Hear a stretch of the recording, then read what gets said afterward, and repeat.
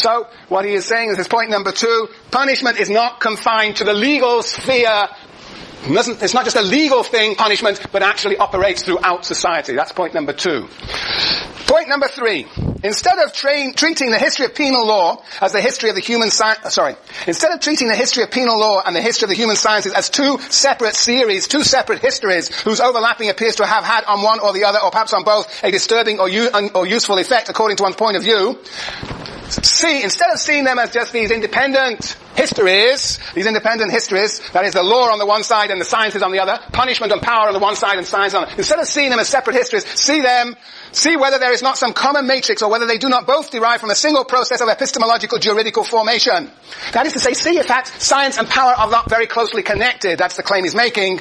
In short, make the technology of power the very principle both of the humanization of the penal system and the knowledge of man. The humanization of the penal system. That is in fact the diffusion of punishment, of power into all spheres of society. See how that is connected to the development of the human sciences. And as I said before, what Foucault is arguing here is that there is a new technology of power that is intimately connected to the social sciences.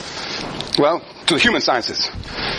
Power and knowledge are closely connected. And I gave you examples before. Sociology is full of such examples. Industrial sociology was born in the factory, and it was concerned with actually getting people organized into places in the beginning, into places in the division of labor, so that they be most maximally useful and produce what? The greatest amount of effort, coordinated effort, producing the greatest amount of profit.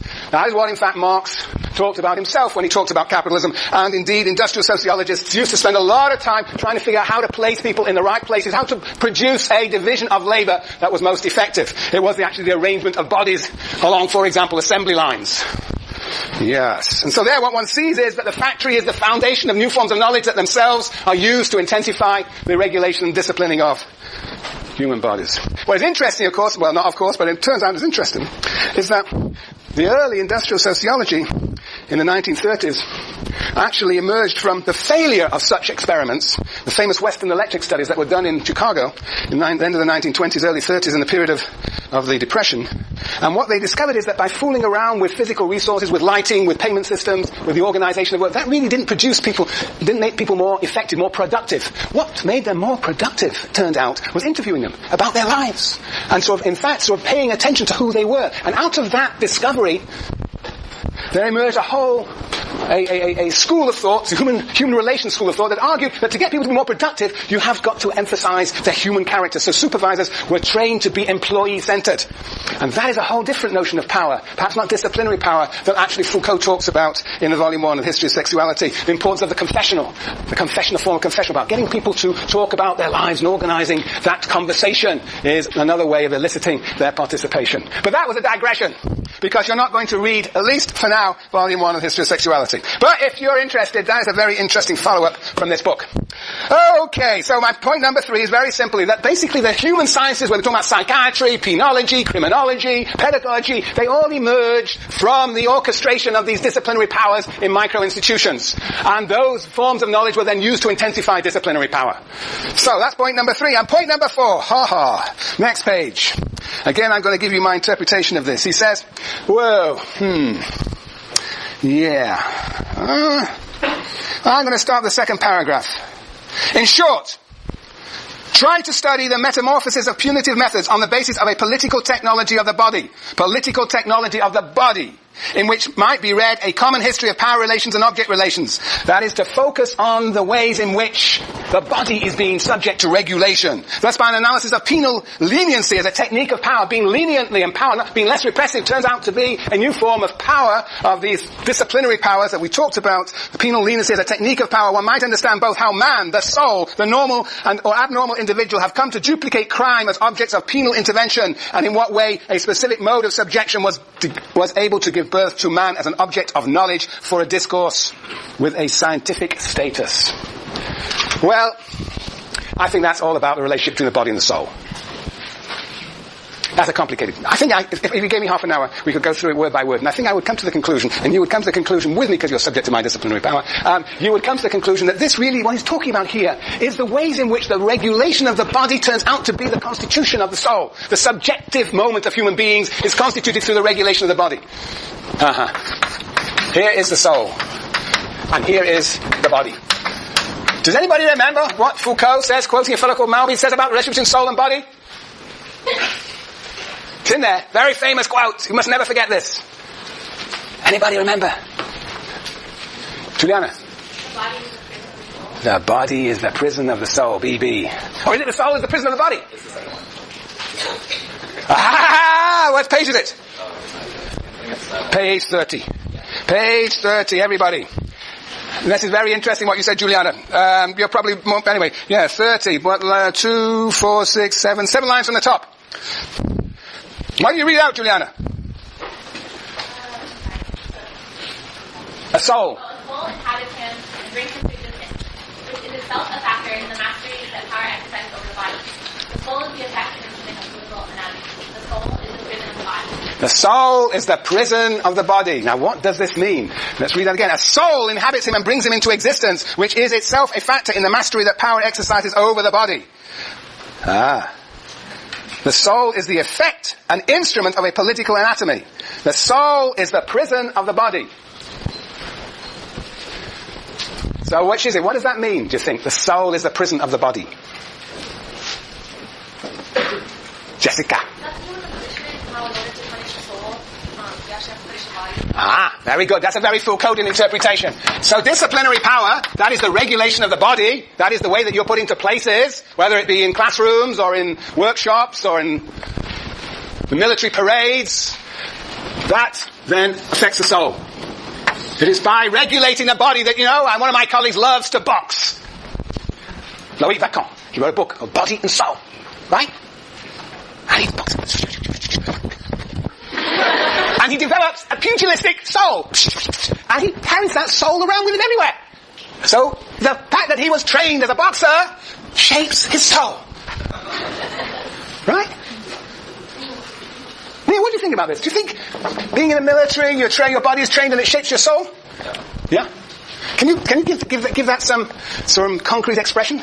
I think that the tempo of the military and the way that we live our lives, which is very regimented, I think affects our outlook that before we joined the military we didn't have towards civilians. So, I find myself being more aggravated by slow-walking people and people who are completely oblivious of what's happening around them a lot more than I was when I was in high school or before I joined. I think differently about people who wake up at 10 o'clock in the morning than I normally would have, because even when I have the day off, I still get up early. So I don't know, just the way that the military has, created muscle memory and the way that I do things. Okay, that's one way. But very good. But when Foucault says soul is the prison of the body, doesn't it imply this? The soul is imprisoning the body. Let's read that again. He says, a soul inhabits him and brings him to existence, which itself is a factor in the mastery that power exercises over the body. I don't know. It says, it's very tricky stuff, this. The soul is the effect, the consequence, and the instrument of a political anatomy. Is the effect. The soul is the prison of the body. I don't get this at all. I don't know if it's this way or that way. Because it could be, of course, the psychiatrist could be playing on the soul that then shapes the body, shapes the movements. Help me, Anders. Could you be saying that the very notion of us having a soul is a result of power? Yes, that is definitely what he's saying. We only have a soul as a result of power. Soul is, he said, what page is that? Where is that? That beautiful passage is on previous page 29. There's a wonderful passage from the bottom of the page 29. 2, 4, 6, 8, 9, 10, 11 lines from the bottom. Yeah, this is the historical reality. Is there, Sienna? You said 29? I said 29, yes. 2, 4, 6, 8, 9, 10, 11 lines from the bottom. He says, this is the historical reality of this soul, which, unlike the soul represented by Christian theology, is not born in sin and subject to punishment, but is born rather out of methods of punishment, supervision and constraint. This real non-corporeal soul is not a substance, it is the element in which are articulated the effects of a certain type of power and the reference of a certain type of knowledge, the machinery by which the power relations give rise to a possible corpus of knowledge, and knowledge extends and reinforces the effect of this power. But essentially, the soul is born out of power, and thus indeed it may be this arrow here that he is there talking about, or he may be talking about disciplinary powers that affect directly the soul. What's the key? Ian? He's saying that they affect, through regulation, the timetable, it affects, what they basically do after they didn't do that. So it affects their So that's the argument that Neil was making, that the timetable, the regulation of prison life, the regulation of bodies, suspended rights, leads to the formation of a certain type of soul. Yes, Sonny. If the soul is what is restricting the body from doing something, Foucault is saying that if you change the situation of the circumstances of the individual, then their bodily, their behaviors will follow. And that will be the religious beliefs. That is the direct effect on your soul. And whatever religious beliefs that you hold affect how you behave physically. Well, that's this arrow. Yeah, that's how I see it. Soul is the prison of the body. The soul imprisons the body. The soul subjugates the body to itself. Maybe. Oh, Mike is going to get killed in a minute. Yes, Sienna. We're going to the idea of Foucault's idea of the prison being used as a rehabilitation tool. So if you call the soul the prison of the body, when you affect the soul, it rehabilitates the body into the prison, it's a rehabilitation tool for people.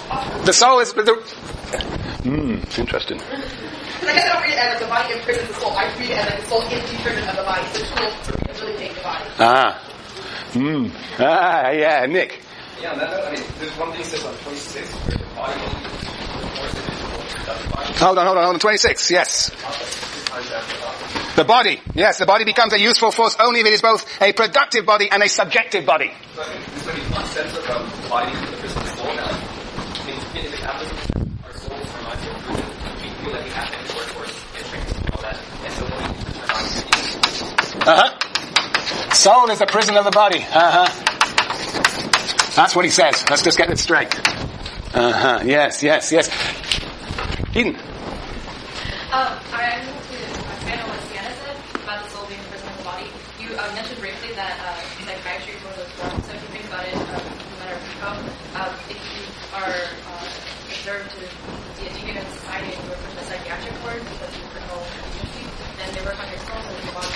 Via the body, yeah? Yes. So that even the psychiatrist doesn't operate directly on the soul, but via the psychiatric ward, which is so it's this arrow. Whoops, this one here.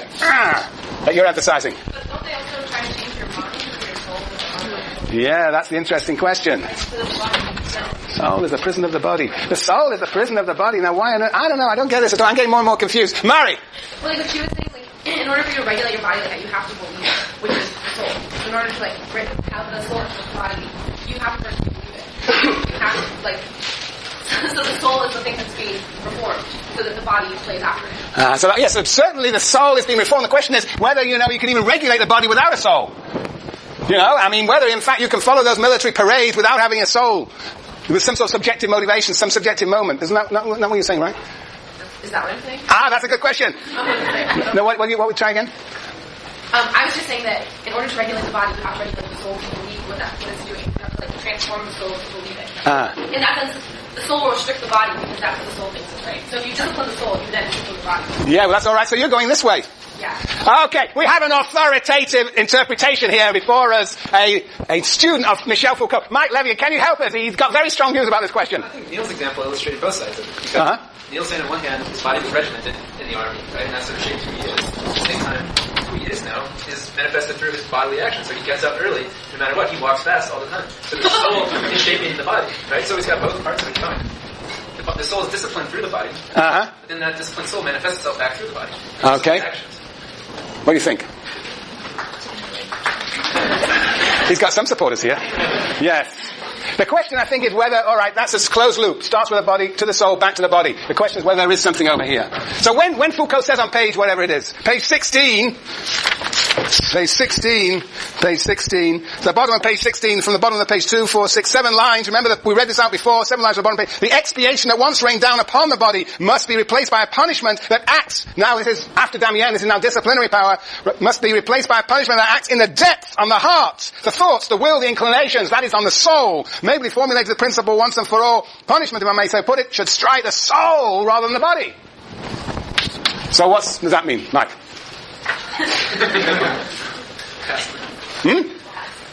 No, you won't pass. Come on, we had a bloody argument about this last week. All right. I think if punishment rains down on the soul, it is still via the body, no? That's what it seems like in this book. Most of the ways in which the soul is through the body. Yeah, so even when he says it's no longer, so the ultimate goal is the soul, but it's via the body. Anyway, I'm just trying to show you that there are paradoxes in Foucault as well as in Durkheim. Yes, Sienna? What about infinoptimism? Would there be no, in ideal theory, there would be no reason to restrict the body in any way, that a soul already